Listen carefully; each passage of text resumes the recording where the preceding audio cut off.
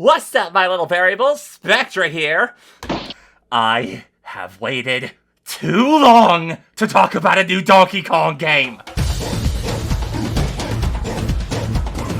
Donkey Kong Bananza! The latest entry in one of my favorite franchises Nintendo has in their endless repertoire of endless franchises. And also the latest attempt to make me try to stop giving a banana bird about timelines. In all seriousness, this is definitely one of my favorite games of all time now. Even though it was, well, inevitable.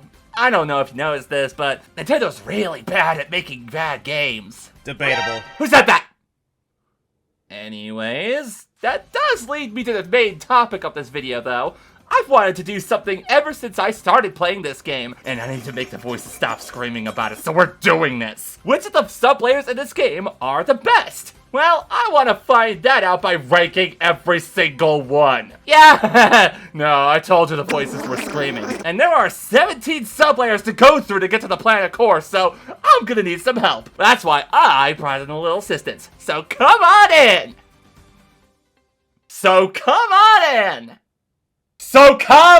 Man, what the hell? Chime in for a throwaway line, then you disappear?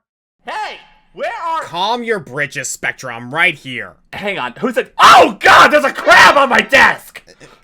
Crap? What the— Dude, have you never seen a freaking scorpion before? Hang on a sec, you're not my usual green guy. Wait, what? Never mind. Why are you here instead of out there? Because I'm kind of done with the internet, man. I knew it was kind of inevitable, but come on! The instant these people see anything remotely similar to Mario Odyssey, they're jumping on the comparison train. This is Breath of the Wild and Genshin Impact all over again. Not everything needs to be compared and ranked, people! Oh, right, we're ranking the sublayers today, aren't we? I'm gonna need you back in the recording booth now. So, yeah, it was kind of inevitable that someone was gonna make a ranking video about this, so we might as well step up to the plate. The Donkey Kong Bananza levels, I'll admit, are akin to Nintendo's usual MO of making a bunch of elemental/environmentally themed worlds, but that doesn't mean there isn't a ton to talk about. But first, rules. It's worth noting that with a list like this, of course there's gonna be spoilers throughout this video, and if you're not cool with that, well, shit, I guess we better stop the Not! Ah! You don't get to be mad, because we warned you now! It's the internet, Spectra. Spoilers are inevitable, and people are gonna be mad. Well, then I get to be mad! Yeah! Oh, also, a weird thing ended up happening here. While factoring in how these levels are going to be ranked, a few levels ended up tied for a couple of the positions on the list because of how we ordered them in our own individual rankings. As a result, the post-game of Bananza is going to be factored into how much we like these levels. In addition to how much fun they are to go through, how they factor into DK's new and improved moveset, aesthetics, story relevance, and of course, just how much we like them. Also, we want to establish that Emerald Rush is not factoring into this list's rankings. That encourages you to play the game in a completely different way, and frankly, it probably warrants a separate ranking of its own as a result. So don't expect us to talk about that during this list. And make no mistake, we'll try to be as objective as possible, but this is our opinion at the end of the day, which I hope you understand because you clearly want to hear it. You wouldn't be here watching this video otherwise. Ew, opinions, nasty. Mother Flower, you are not in a position to be saying such. And you're not in a position to be so... I lost my train of thought. Stupid voices were screaming again. Okay, so this is what I signed up for, huh? On with the— Spectra! Spectra, you played this new DK game yet? It's just like Mario Odyssey. What is this? Oh shit, it's my usual green guy. I'm late for one recording session, and you up and start cheating on me with another green bean? What the fuck? Oh, like you would ever care! I thought we had something special. Then why did you not look me in the eye while we recorded the Zelda bosses list? I'm low to the ground. You're not at eye level with me. You can float! Okay, both of you can kiss and make up later. Can we get on with the bananas now? Woo, banana. And she's instantly forgotten everything. Look, we can do this as a three-way Oh my. collab. Three-way collab. Ugh, you want in, Wampu? Okay. Really? Just like that? You made a very convincing argument. Don't question it, Scorpion. Let's just move on. I like bananas.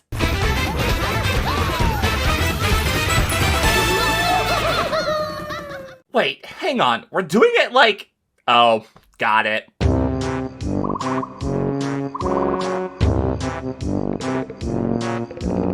Listen, these two sublayers are comorbid with each other, and this list is huge enough already. Just cut us some slack here. Besides, I don't think anyone is going to be surprised to see the Divide and the Junction at dead last here.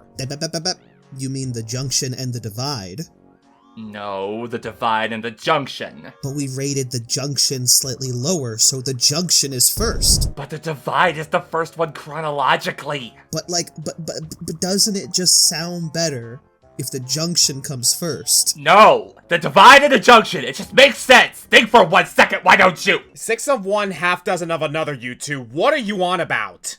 He's got a point. We should let the comments decide this. What? No! If you think the Junction should be first, get in the comments and let us know. Your exact words should be... Is it too late to kick him out of the video yet? So, for me personally, I don't think there's anything particularly wrong with either of these two. They're both just weird liminal transitional stages. They both have a simple job to do, and they do it without much else to offer. In the context of a full ranking, it almost feels like watching a movie and being forced to give your specific opinion on the end credits. Like, yeah, they were just kind of there. They're inoffensive and out of the way. I personally don't see them as just inoffensive, because my biggest problem with these two layers is that they try to introduce interesting gameplay mechanics that make you think it's another unique level to explore, only for them to not do anything with them aside from some interesting side areas and challenge rooms scattered throughout these barren landscapes. I mean, come on! Tell me the switcheroo stuff is not cool. Game design is my jam, and I hate that they did nothing with this here! Also, it's just kind of a tease. Given that the Divide splits the paths, you'd think that there would be some cool split storyline elements that would make for some neat interactions or add replay value, but it only really serves to split the freezer and forest layers, and the only difference that occurs is which Bananza power you take into the other. Damn, I didn't even think about that part. Also, it's even worse because when you actually get to fight Void Kong, who has been an annoying shitbag for the whole story up to this point, you don't even get to fight him here. He makes you go back to previous layers. Dude, am I the only one who thinks that's kind of lazy game design? Come on. They play the same cutscene twice, too. Don't think I didn't catch that.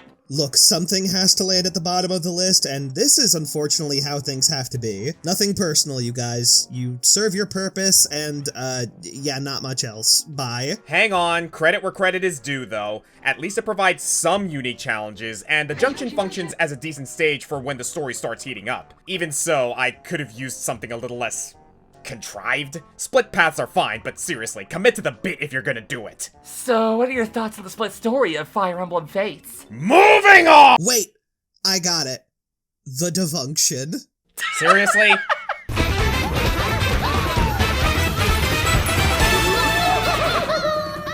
I can't be the only one who didn't immediately catch on to how Rambi racing works, right?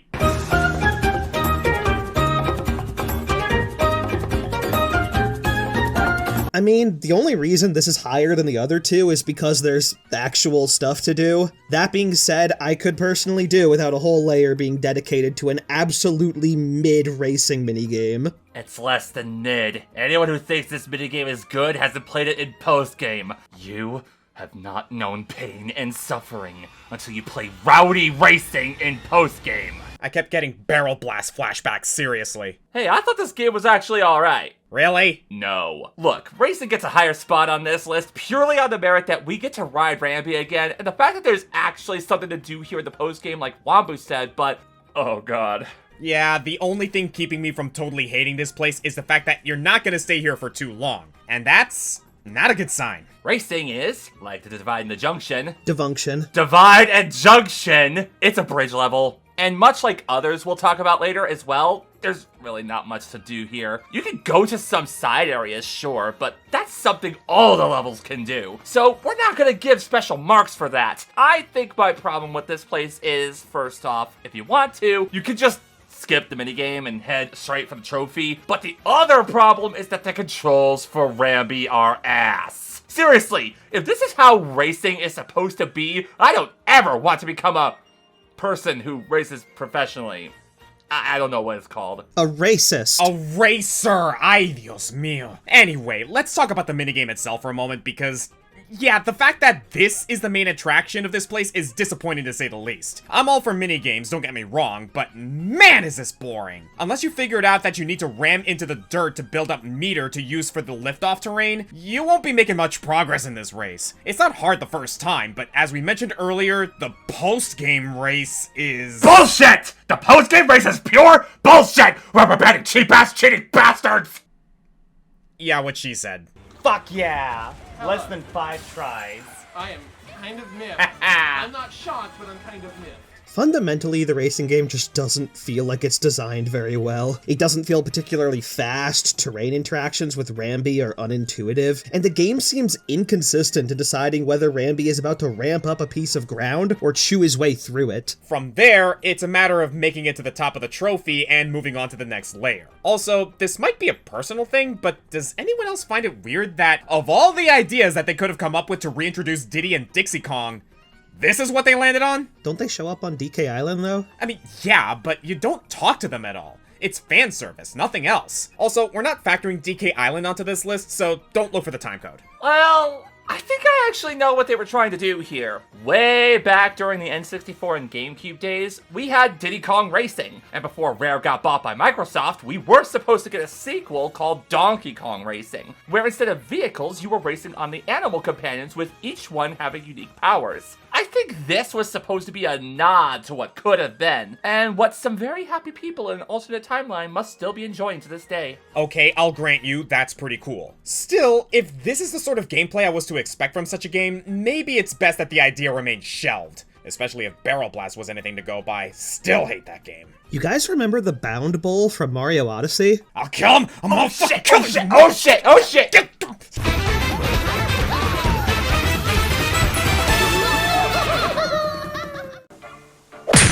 Yeah, that about sums up my initial thoughts about this one.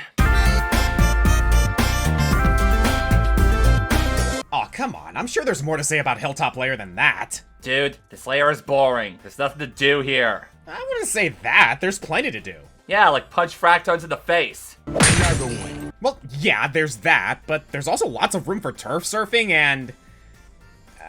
more turf surfing and punching fractones. Hey, Spectra, punch that guy in the face again. I love it. Now, while we might clown on this sublayer, there's still some positives here. For one, this place is really beautiful to look at. After going through the lagoon layer, having things open up to you like this is a breath of fresh air. And this is also the first time you see the fractones, who, like, definitely have some of the coolest and most punchable character designs in the game.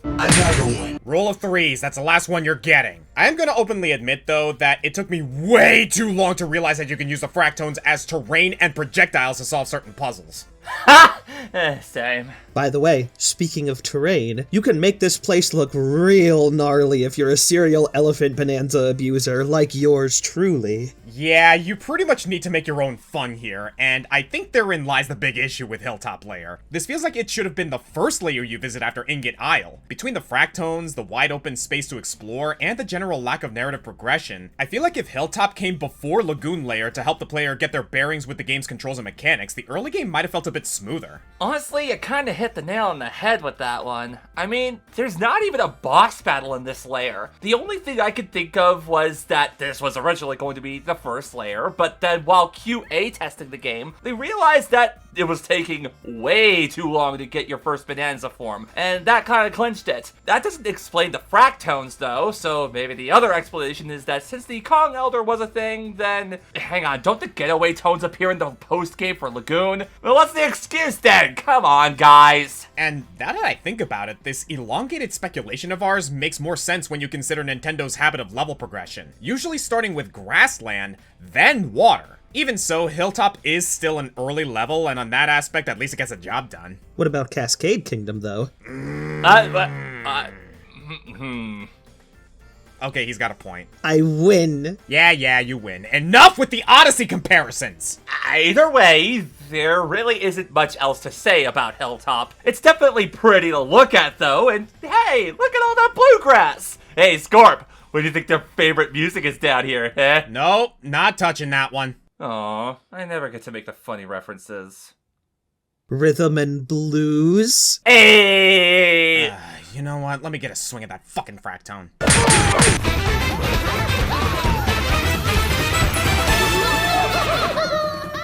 Oh, thank the gods above! We have a level that actually plays into the mechanics of this game properly! Okay, what's next on this list?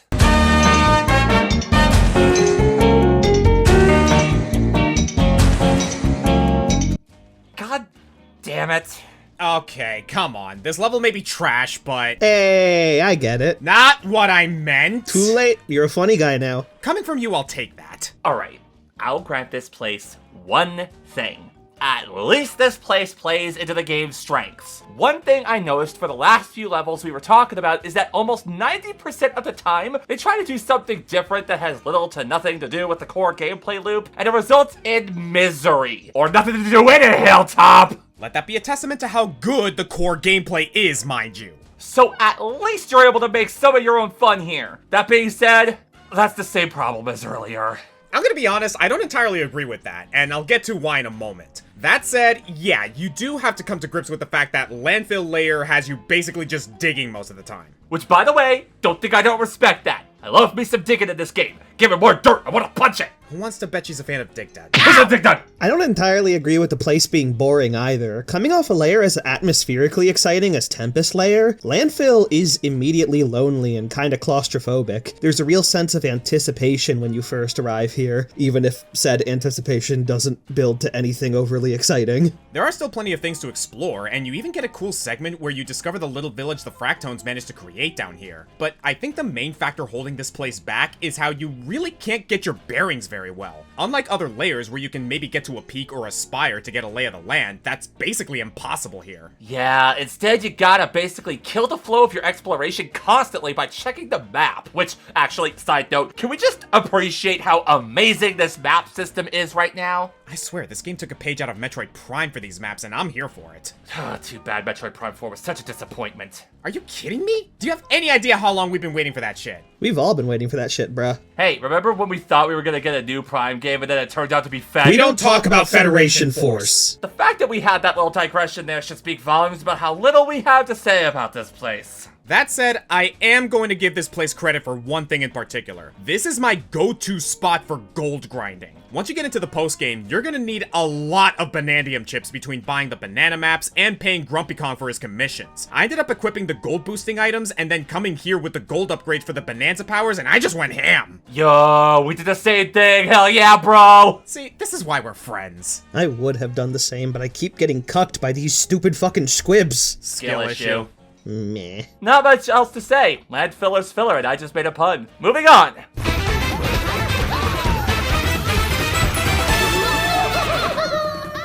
Oh, shit, that didn't take long. Okay, everyone who didn't listen to us earlier in the video, this is your final chance to avoid spoilers now! Bye! Go away! Shoo shoo! How fitting, seeing as many would find spoilers to be forbidden territory. I just noticed. You really like puns, don't you? Yeah, I noticed that too. Bite me.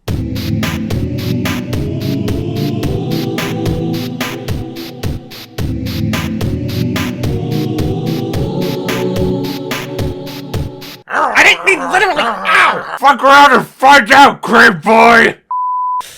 Anyway, let me just say that it was inevitable that the three of us would come to blows on some of our opinions here, and Forbidden Lair is one of them, because Wombo and I actually love this place. Don't get me wrong, this place is cool. The fact that you can create terrain by throwing shit around is cool. The idea of the terrain rotating according to the frame you create them in is cool. And the whole idea of terrain switching between two different modes constantly is also really cool. All of this on paper should be amazing. I feel a butt coming. However, I subverted your expectations. You're not clever. And you're not very nice. And I'm Wombo.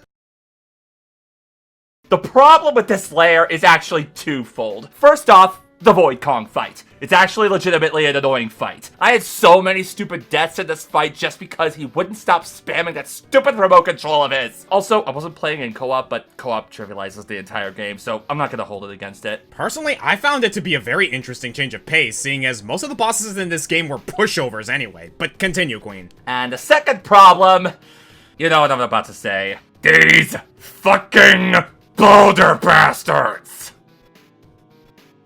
I'm lost. What exactly is the problem here? Maybe they're not as fun to punch. The problem is that if you're not ready for these guys, and I was not ready for these guys, then you're going to be forced back to the earlier levels of the game to do some gold grinding, because they expect you to pay over 17,999 total gold for these guys. I kept buying maps and juices in order to keep up with my collectathon dopamine rush, and then these assholes came in, stopped all of my forward momentum, and I was forced to go back. Do you have any idea how annoying that is? What are you guys doing? We're having an intervention. Yeah, we may need to talk about your spending habits. Wait, what? Quite frankly, they're making your opinions worse. Stop having shit opinions. Did you just hold a grudge? So, yeah, unlike shitty opinion McLisa over here, I didn't spend a single gold piece on the maps during my initial playthrough because I figured I'd come back in the post-game to collect any bananas I missed after the fact. So by the time I got to Forbidden Lair, I had more than enough gold to pay the Securitones. Yeah, no, that was not the case for me. Since learning that fossils get you gameplay-altering clothes and Banandium gems give you skill points to boost your abilities, I wanted every advantage I could get in this game. So I was constantly running out of gold left and right. So when the time came for me to pay 2,000 gold, I was like, damn, okay, what an asshole. Then I had to pay 5,000 and then 9,999. Come on! Okay, but like... And before you mentioned the elephant bonanza in the room, I stripped by the entire Forbidden Zone and still had to go back to landfill. As for me, like Scorpion, I was pretty frugal. Aside from the fact that I've been on that elephant grind set, I was usually finding a bunch of maps just digging through the terrain anyway. So by the time I hit this layer, I was having no financial troubles whatsoever, meaning I could enjoy everything else it had to offer. See, kids, this is why it pays to save. Yeah, I'll save alright. Save my temper from burning a hole in your...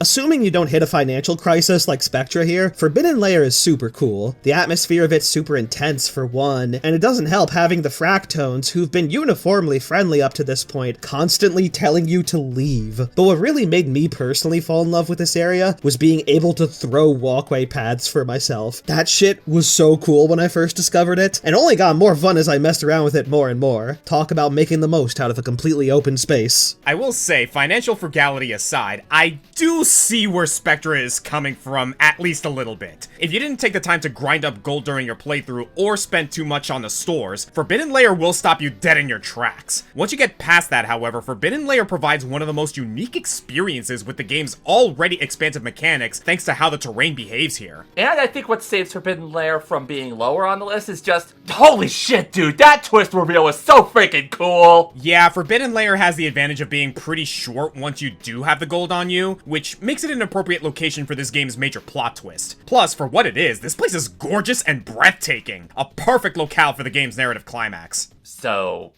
are we not gonna name drop him? I'm pretty sure our audience already knows at this point if they watch this far. I just feel like we're being petty about it. So then I guess you won't mind if I said King.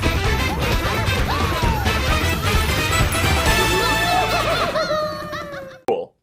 Oh damn it, it cut me away before I could say King.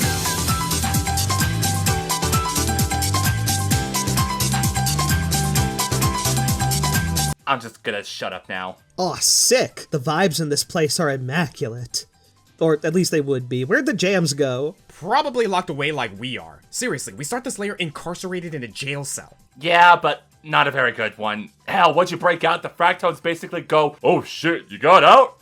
Alright, whatever. Which is admittedly a bit similar to how I personally feel about this place. Spectra was critical about Forbidden Lair, and now it's my turn to be critical about this one. But first, positives. Alright, so first off, I just love the feel of this place. There is a lot of detail going on with the way the music interacts with the level design, the abilities to switch rubber into gold, and all the narrative beats are amazing. This is actually the level where Poppy Kong properly defects from Void Kong and begins to assist you in stopping him. And to do that, we need to bring the music back to Groove Lair in order to get the Harmonial to start dancing so we can get Pauline back, whom was swallowed by the Harmonial after being brainwashed by Void Kong. Everybody got that? there's a fucking quiz later. And finally, the bonus challenge rooms are actually some of my favorite in the game, with an emphasis on smashing through fake trap wall enemies. So satisfying. I personally think a little more could have been done with the concept of a music level. While the puzzles are fun, there's a lack of obstacles that feel particularly unique to this place. Still, I ranked it in the exact same spot as Spectra, and that's largely for the same reasons she said. It's narratively a great moment in the game, and getting this whole place bopping again is pretty rewarding in and of itself. I will also admit that Groove Layer is home to some of the game's more innovative challenges, and not just the challenge rooms. Getting the speaker repaired actually requires some slick techniques with the swap harps, and the postgame gives us a few neat puzzles as well to keep things interesting. And therein lies my issue with this place. Its rigidity. Wait, it's rigid?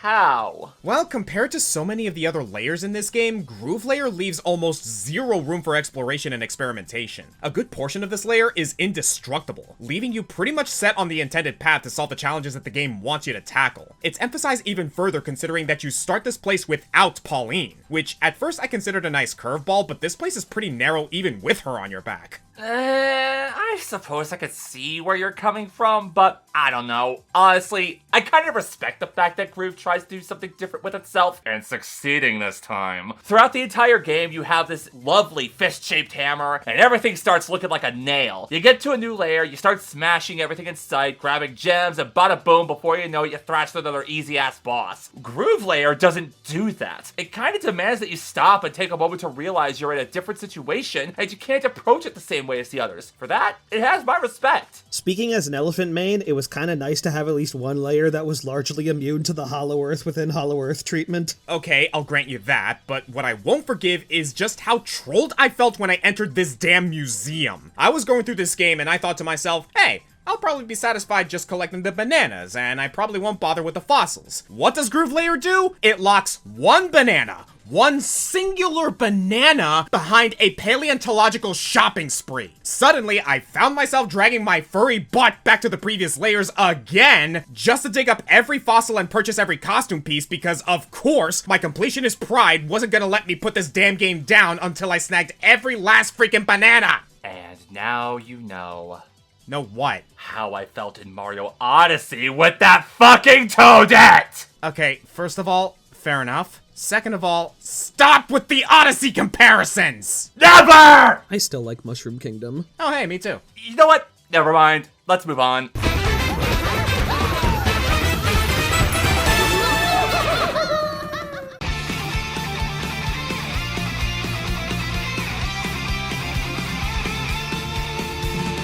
Okay, Spectra, now we can say it. Woo!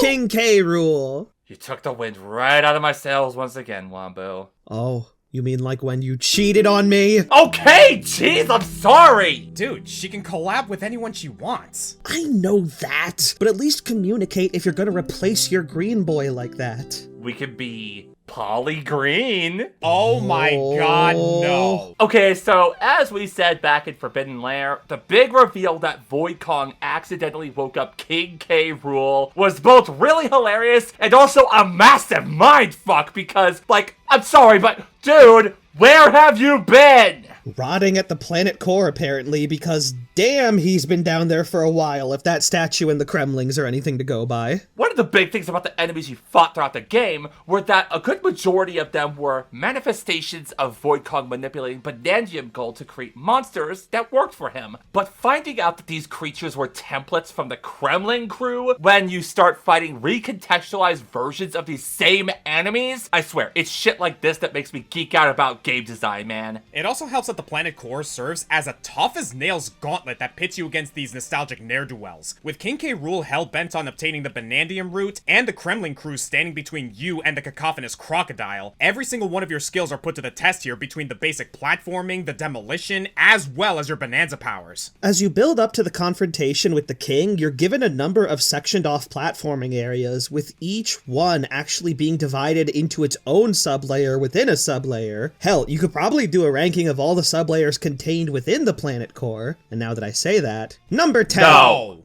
Damn. Foiled again. But seriously, I don't think I've ever had so much fun putting down the pain on these enemies, because rarely in a Nintendo game do you ever have such a profound moment of badassery. And then on top of all that, when you finally reached the Bananza route, you are overwhelmed with so much Bananergy that you could just stay in Bananza indefinitely. And let me tell you, holy crap, you're gonna need it. The final battle against King K. Rool actually goes hard, as he himself is also charged with Bananergy from the look of things. And he pulls out some classic staples, including giant metal balls and his signature blunderbuss. And then, once all that is said and done, it's not over. And holy shit, that finale!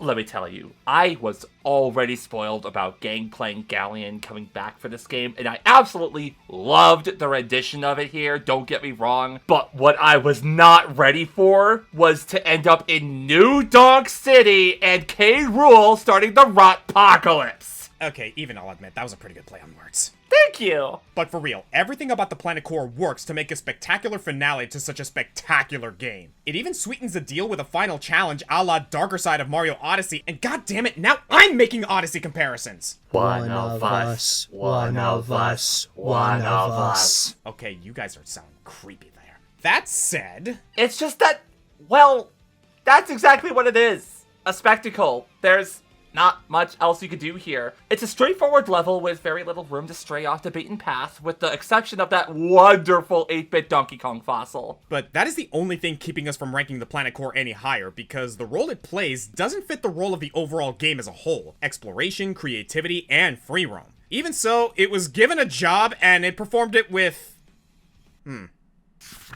panache and aplomb. Thanks for that. I was afraid I was going to go through this collab without my thesaurus. Always a pleasure to help, dear.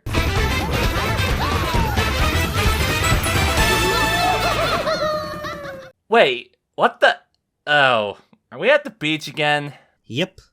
Want a seat? You guys don't mind if I join in on this, right? Please do. Okay, I'll get my bathing suit.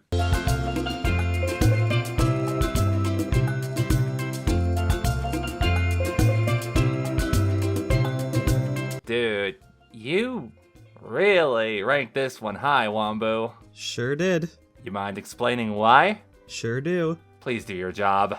Fine. So it might be kinda weird seeing a relatively transitional layer this high up on my list at least, but to me, Resort Layer is absolutely delightful. Between the chill vibes, punchy fruits, and the introduction of the liftoff ore, this place might have been short in terms of how much content it offers, but it was also just so playful with what design it did offer. I noticed you have a certain partiality towards the whimsical persuasion, Wombo. I am known to be whimsically persuasive. I just meant that you like fun times and chill vibes like beaches. Jesus, man, misogynistic much? I said beaches!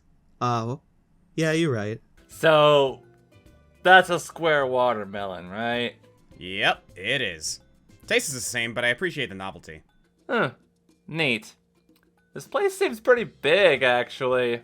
Yep, Wombo said it was short-lived, but nah, there's actually a lot to explore, on the ground and above. It's actually pretty impressive just how much there is here, despite it being so open. Oh yeah, this is like where you first see that rainbow stuff. It's real pretty. I like it. Makes you fly. It's called liftoff ore. I call it pretty. Cool. I also found it neat that you can make it appear by punching sharks in the face. Speaking of, did you know that in the real world that's actually something you can do? I mean, ideally you shouldn't have to deal with sharks like that, but... Yeah, I'm not gonna lie, dude. This shark stuff is like harshing my vibe. Don't worry about it. Sorry. Let's just take it in then. Kinda have to, too. We can't actually stay here for that long. Yeah, it's too bad. I don't think there's much to do in the post-game either. At least not compared to other layers. I think that's okay. This place clearly knows what it wanted to be. A nice, relaxing little respite from the craziness. I dig it. And that's why we put it at number 4. We put it at number 9. I don't care. Yeah, this place is nice. You guys want to punch that watermelon? Yeah!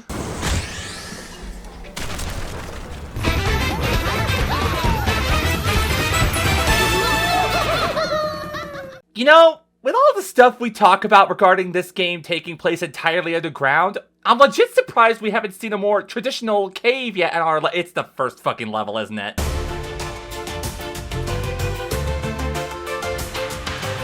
I swear, if anyone named Steve is in here, I'm gonna explode from PTSD. Am I doing this right? No! Peter, I don't get the job. I guess I'll go first here, since of the three of us, I'm the most lukewarm on this place. I'm the 11 to their 7s. Oh, honey, if anything, I'm the 11 here. I'd say you're more like a 4. I meant in terms of the rankings. I know. Ingot Isle is a pretty solid start to the game. There's some charming design choices in there, like the music being diegetic and the player starting off in a small cave, where they're most likely to immediately discover their most powerful weapon, the fists. Which, by the way, can we just appreciate the fact that Nintendo is just letting you punch stuff again? I haven't been able to do that in a platformer Nintendo made since Mario 64. Spinning a galaxy doesn't count! Other than that and some of the standout narrative moments, though, I kinda struggle to remember all that much of Ingot Isle. In terms of environmental design, it kinda just seems a bit scattershot, and aesthetically I just find it to be kinda dull. Not bad at all, but not very standout in the grand scheme of things. To be fair, I think that's kind of the point. Much as I wouldn't mind a more visually striking level for that good old first impression, I think the devs wanted the player to pay less attention to, oh my god, look at them graphics, and more, oh my god, I can destroy everything, a la Red Faction Guerrilla. That's a weird comparison.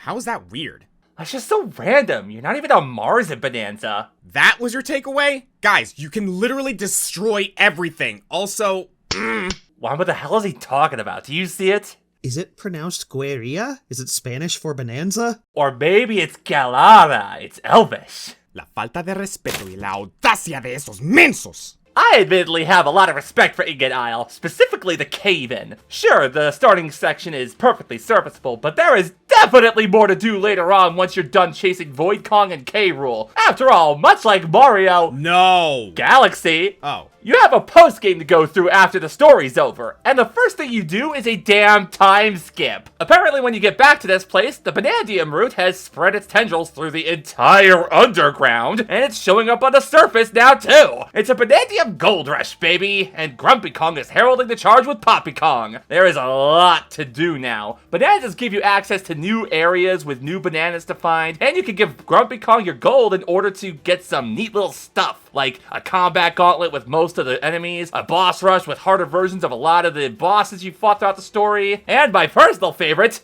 a big old golden statue. This being an instant where paying exorbitant amounts of gold doesn't piss you off, huh? I mean, it's post-game. I'm gonna go back to previous areas anyways at this point. Fair enough. But yeah, it's a bit of a balancing act with Ingot Isle. Is it spectacular? No, not really. But it doesn't need to be because the game is still warming up. Even if it doesn't offer too much more in the post-game, it's still nice to come back to and see how much has changed ever since you beat the main game. For what it is, Ingot Isle does exactly what it needs to do, and I think that's perfectly fine by... Wait, does Metroid Dread count? Count for what? For punching. What? You technically can punch things as Samus in Dread, so does that count for Spectra's question from earlier? That was like 3 hours ago. I'm so frickin' done with you, dude.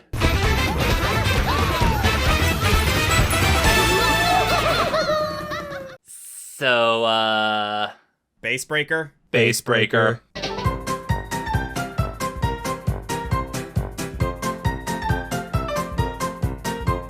Okay, so if you guys couldn't tell by how we structured this list, all three of us have some major differences in taste and opinion. Sure, there is some overlap here and there, but,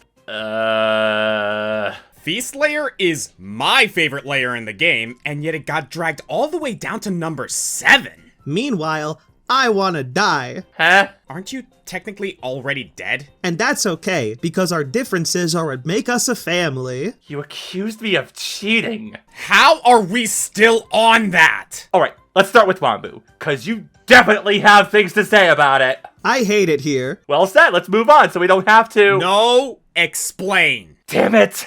For real, I don't think Feast Layer is necessarily a bad level from a design standpoint, but it's been a while since I came across a place in a game that was just the opposite of my vibe. I think I'm the minority here, but this place looks rancid to me. I hate how gummy, fleshy, and pink everything looks. Meanwhile, the salt puzzles are not doing the sublayer any favors for me. Dissolving muck with the salt is a cool idea in theory, but the hit registration is so jank. Sometimes it gets rid of all the muck, and sometimes it gets rid of nothing. Things take a turn for the better in the back half, admittedly, and the boss is fun enough, but overall, yeah, don't like it here. There we go. I've done my job. Now I can go end my shit. Hold it.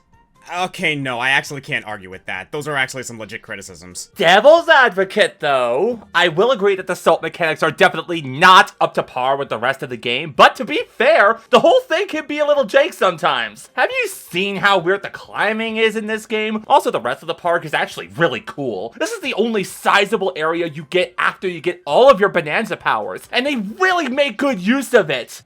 Most of the time. Let it not be said that without Ostrich Bananza being able to cheese it, I would hate the deep fryer segment. Also, am I the only one who had trouble with the Wallopoids in this place? Just me? Yeah, just you. Like the Securitones. Hey! Fair. What about you, Scorpion? What makes you love Feastlayer even more than your own wife? Excuse me, the fuck? I mean, you said it. We'll just let you have the floor for review. Anyway, so yeah, I can actually understand the grievance Wombu has with this place aesthetically. Fun fact, one of my pet peeves is excessive gluttony. Anyone who has ever seen that Grosso Yoshi's Island commercial will know exactly what I'm talking about. So by that logic, this place should really bother me in the same way, but it doesn't. Probably because there's no actual eating going on. But aside from that, yeah, I love this place mainly because of just how creative and expansive you can get with exploration and utilizing your Bananza powers. Rock salt jank aside, this place is a joy to traverse and a genuine challenge to 100%, giving you that perfect test to see if you're ready for the endgame. Maybe it's because my focus was prioritized on the mechanics rather than the presentation, but yeah, this place rules. Okay, fair enough. Wait, for real? You made valid points. They're shit points, but they're still valid. How are they shit and valid? Stop talking and let's move on. Why are you so hostile? And where the hell did Wombu go? I like food, and Wombu is grounded. I'm in the basement. It's dark in here. I like dark. You really thought this was a good idea, huh? I was an afterthought.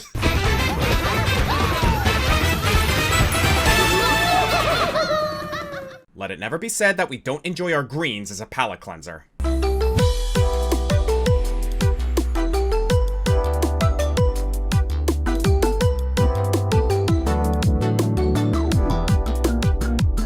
I don't just enjoy my greens, I love them! You know what? Kinda problematic, but we love you too. Consent is key. Okay, you know what? I'm gonna let that one slide. Alright, so jokes aside, we had to kind of ask ourselves a question while making this list. Do the sub-layers that give you Bananza powers have an unfair advantage over the rest of the areas in the game? And I can tell you that unequivocally, yes, they do. And that's why every sub-layer from here on gives you a Bananza power. Spectra, there's still... Yep, all of them give you Bananzas. So, yeah, for how seemingly simple Forest Layer may seem at first, there is a lot going on under the surface. Literally, but we'll get to that in a bit. What's cool about this place is just how nice it feels to explore. Like, there are trees everywhere, and you're a gorilla. Figure it out. Wait a minute.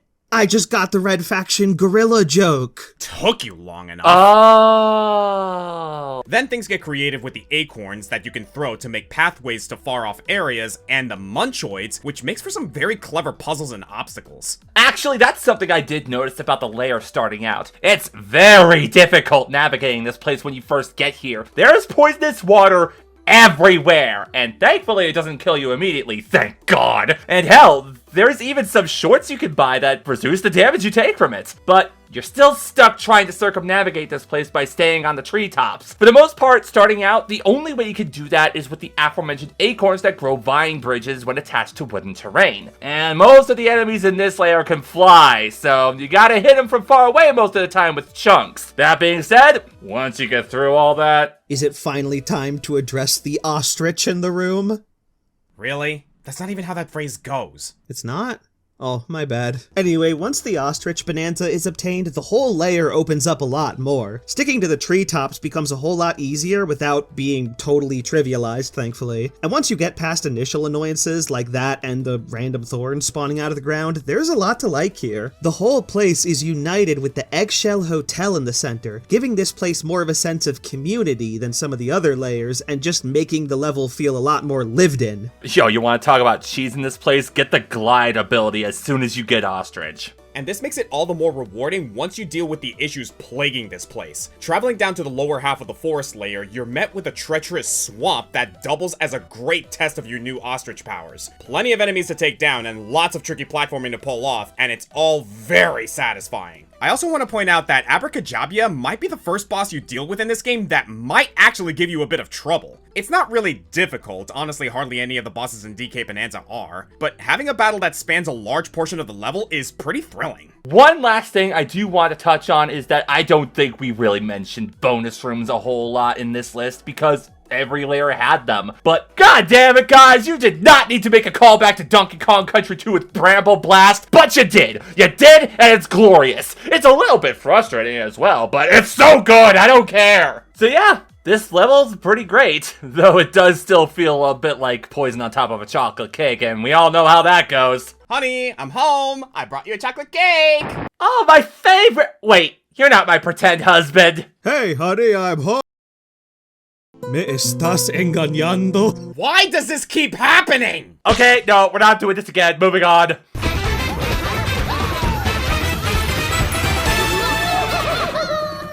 So, guys, are we finally gonna address the zebra in the room? That's not the saying either. Fuck!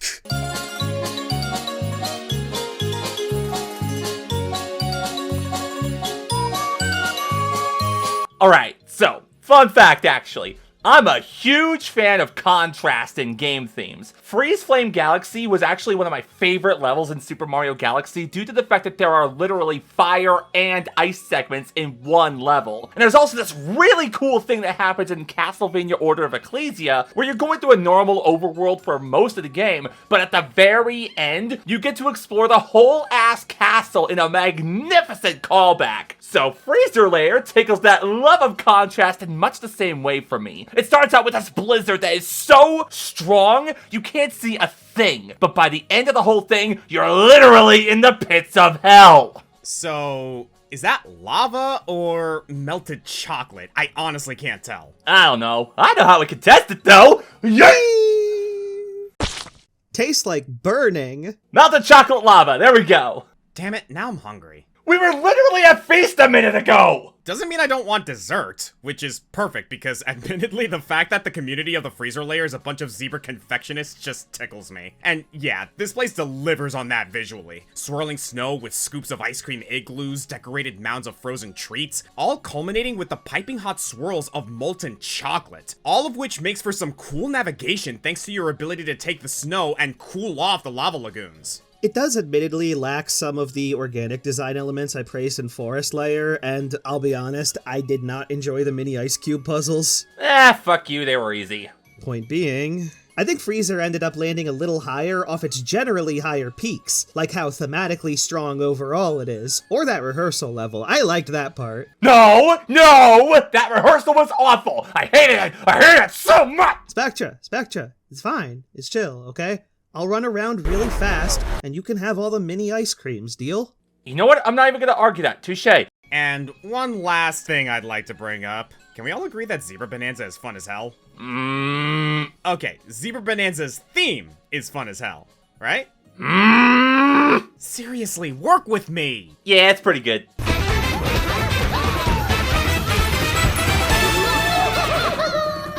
We've gotten through the majority of the underground world at this point, and soon the journey will be over. But before we continue, we have Scorpion on the AccuReddit Reddit report. Scorp? It's raining sideways! Sounds well, Scorp. Can we expect any surprises? Yeah, this big-ass elephant came up to me and ate my umbrella! How big was the umbrella? Massive! And the elephant? Kinda small for an elephant, but still big! Thank you, Scorp. How could he even hold an umbrella that big with such little hands? Why are you constantly being hung up about me cheating on you? Wait, what? Me estás engañando. Seriously, you guys! Oh my god, just show the ranking!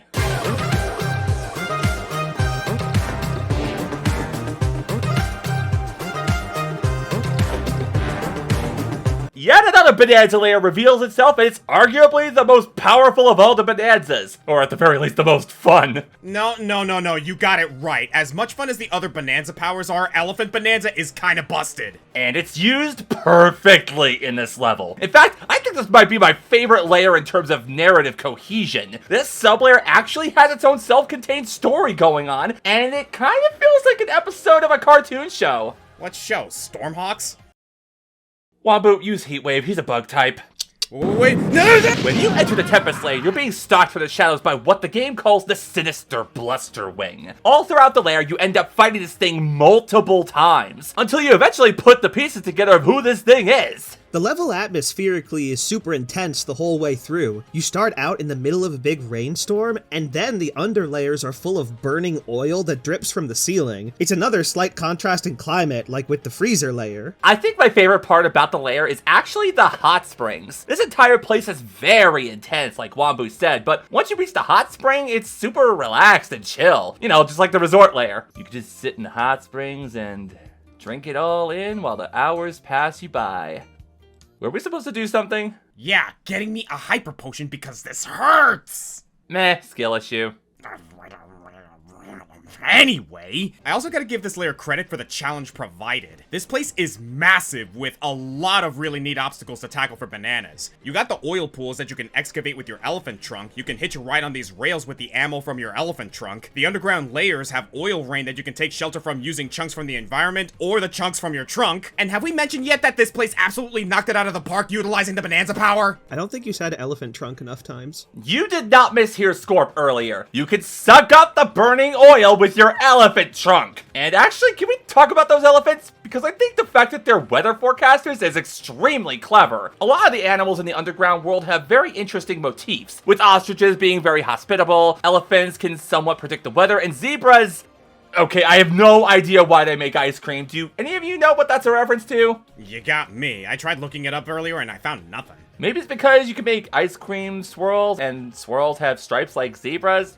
That's a stretch, but regardless, a lot of the animals have ties to some real-life motifs, because zoologists say that elephants actually do have some sort of sense when it comes to bad weather. That's really clever! And also, these guys are super adorable. But yeah, it's a great lair, and I love the elephants!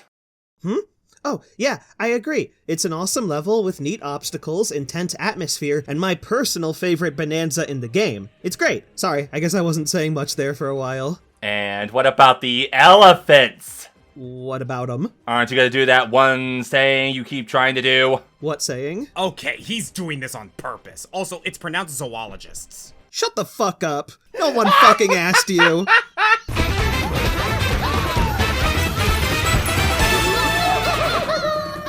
You guys, I think it's time we finally address the snake in the room. Oh, you fucking killed! I hate you! I fucking hate you!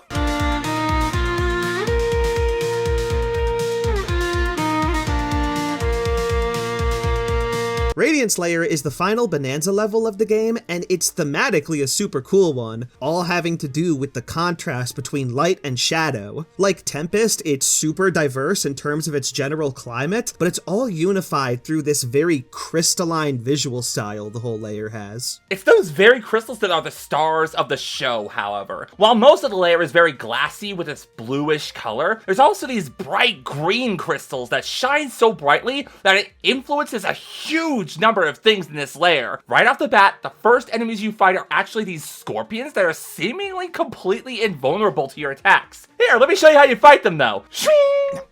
What are you doing? No, Spectra, he's from the desert. You have to blanket him in shadow. Oh!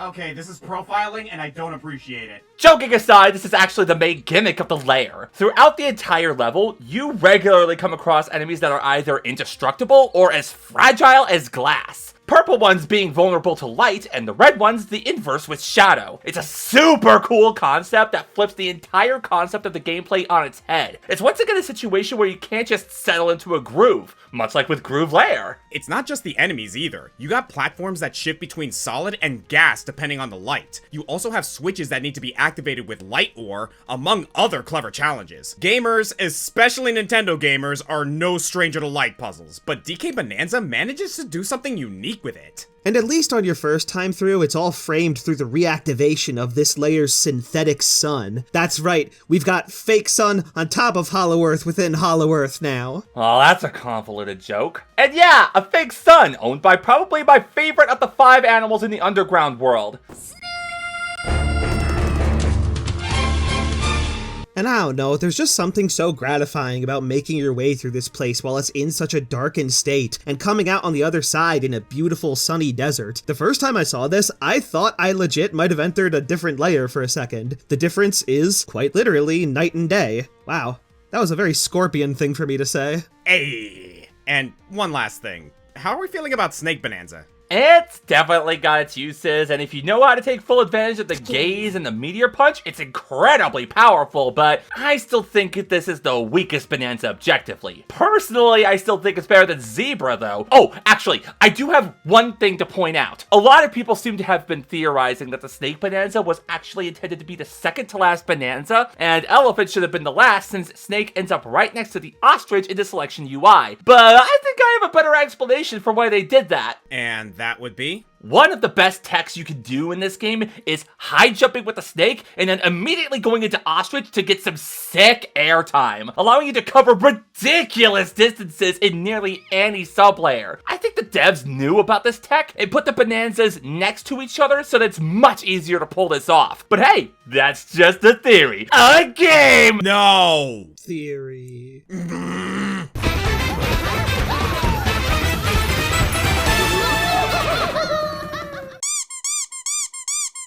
Hey, Spectra? Yeah, Scorp? I think he likes this one. No, really? I couldn't tell.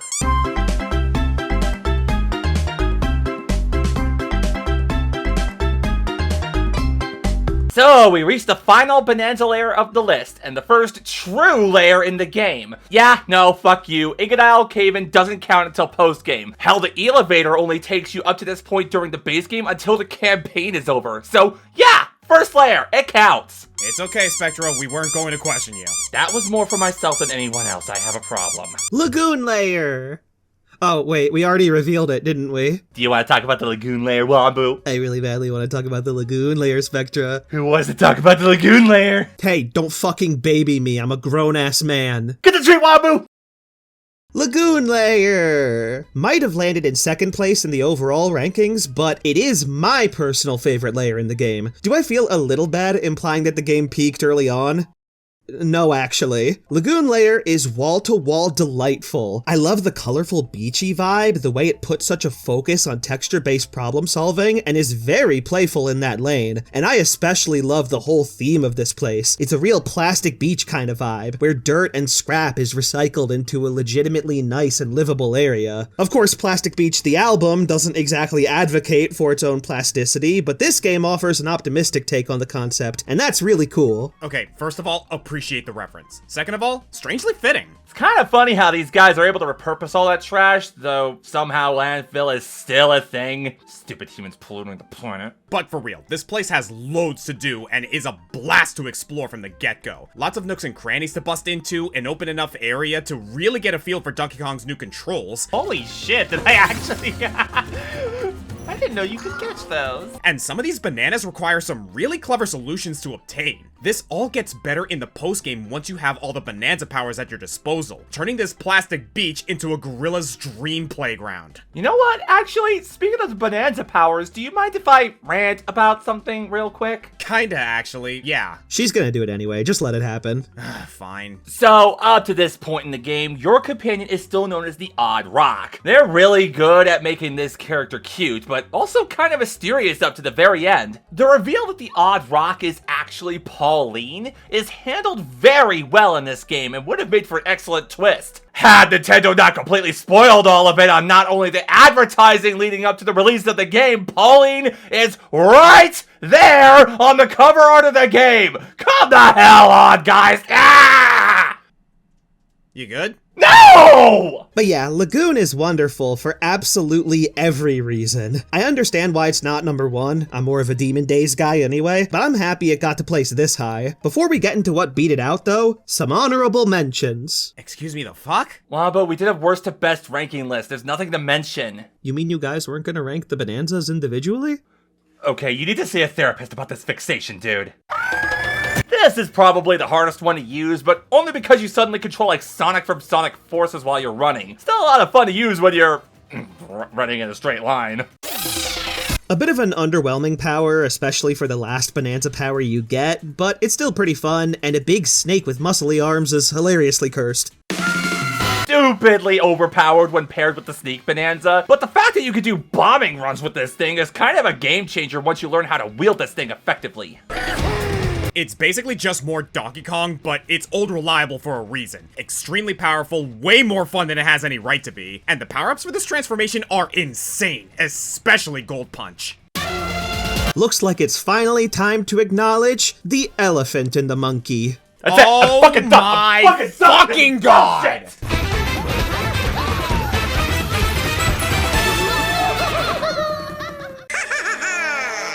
I win.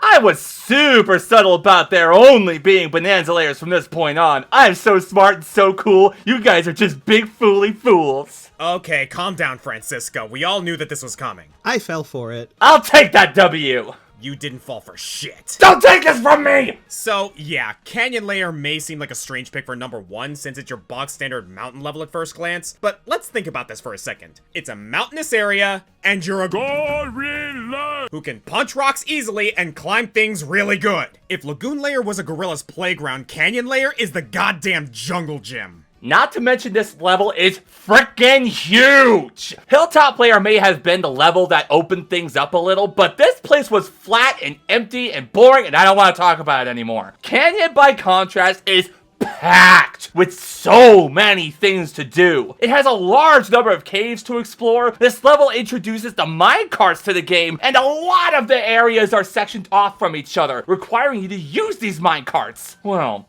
at first. Once you come back here with the ostrich Bananza, you're basically a kid in a candy store. Canyon Layer is to DK Bananza what Sand Kingdom was to Mario Odyssey. A massive and open playing field with even more layers under the already huge surface. But whereas Sand Kingdom was more playful and multicultural, Canyon Layer is industrial and oppressive, with the ugly idiot stone face of Void looming over everything else. Oh my god, again with the Odyssey comparisons! Okay, dude, you do realize that the two games were made by the same dev team, right? The comparisons are inevitable. Should I be embarrassed to admit that I didn't know that? What? I mean, I just kind of assume that much given how stylistically similar both games are. Look, Nintendo has a lot of developers working for them. Give me a break. Yeah, I'll give you a break, alright, you filthy casual. I do have one more thing to mention. This is probably the most cinematic of all the levels in the game aside from the planet core. I mean, one of the major things you did is blow up an entire smokestack, and then use it to climb back up from an industrial factory up to the surface of the layer again, only to re-enter it from another angle that leads to even more of the factory, and just, my god! This factory is so friggin' cool! Look at that atmosphere, listen to that music! So friggin' good! I love this level so much, I love the design, I love the music, I love the characters, and the boss is so cool too! It's the complete package, and it deserves the number 1, damn it! And what really nails it for me is that this layer never gets boring even after the story is done. To my surprise, Canyon Layer is in 3rd place for having the most Banandium gems, right behind Freezer and Forest. I honestly thought Canyon had the most at one point because the way this layer is paced and the way the bananas are scattered about is game design gold. I don't know if there's much else to say. It might only be the favorite of one of us, but it was the only layer to land in the top 3 for all of us. So I think we can all agree it's a worthy number 1. It's an endlessly eventful layer that somehow doesn't overstay its welcome, despite staying for a while. According to the 3 of us, it's the best layer in the game, on average, between our 3 different opinions. No idea how we managed that, but yeah, I guess we're done. Then I guess there's only one thing left to do. Yeah! Yeah!